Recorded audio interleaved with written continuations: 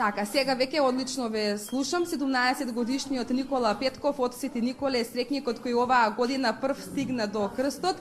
Тој во фаќањето на крстот учествува втора година поред, како што кажав, тој оваа година е срекникот.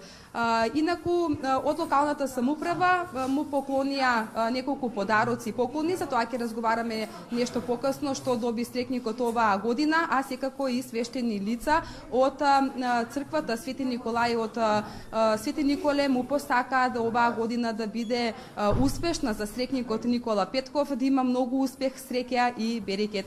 Никола, јас најпрво ти честитам што ти прв стигна до крстот оваа година. Какво е чувството прв да се стигне до крстот? Многу сум среќен и посакувам на сите среќа во поношниот живот, здравје.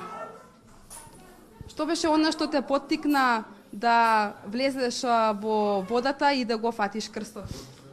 Па само среќа, здравје, да не се разболувам во животот почесто. Се верува дека оној што ќе го фати крстот ќе го прати среќа во текот на оваа година. Што очекуваш оваа година? Ќе биде ли среќна за тебе? Да. Ти посакувам многу успех. Со мене, како што кажав и претходно, е градоначалникот на општина Свети Николе, господинот Зоран Тасев. Господине Тасев, нека е за многу години денешниот празник, со што оваа година локалната самоуправа го даруваше срекникот кој прв стигна до Светиот крст. За многу години Бог се јави, честитки до Никола, Господ да му дава здравје и среќа. Локалната самоуправа го даруваше со телевизор во боја, LED 39 инчи. Значи, тоа е традиционално, вообичаено, секоја година ние го даваме на нашите верници кои што скокаат по Светиот крст. И како и секоја година, така и оваа година, значи, го наградивме со телевизор во боја. Свети Николчани ќе добијат и нов црковен храм во теки изградбата на црквата Света Лидија. Докаде е оваа изградба и што всушност овој храм ќе значи за Свети Николчани? Па да, тоа е прва црква на територијата на Република Македонија која се гради посветена на Света Лидија Македонка, која што е првата жена христијанка, која што го примила христијанството од Свети апостол Павле.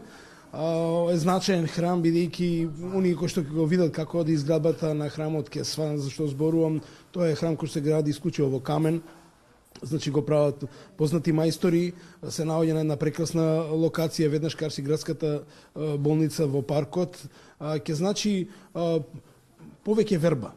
Пред се верувам дека ќе значи место каде што Свети Николчини ќе ги прават своите крштевки, значи ќе се венчаат сите оние работи, меѓутоа градот расте, токму потребата од два храма сама по себе се наметна и од тие причини нели се оди кон изградбата на храмот. Јас сум само член на иницијативниот одбор, бидејќи си постои иницијативен одбор и со динамиката напредува и изградбата на храмот Света Лидија Македонка. Сега дозволете ми во моје име, значи на сите верници, да го честитам денешниот празник, да им посакам здравје и среќа, љубов во фамилиите, мир во државата, да ни трне државата да оди напред и се надевам дека Свети Јован Крстител утрешниот празник е посветен на него, ќе ги раскрати патиштата на Македонија и Македонија ќе си трне по вистинскиот пат. Ви благодарам многу.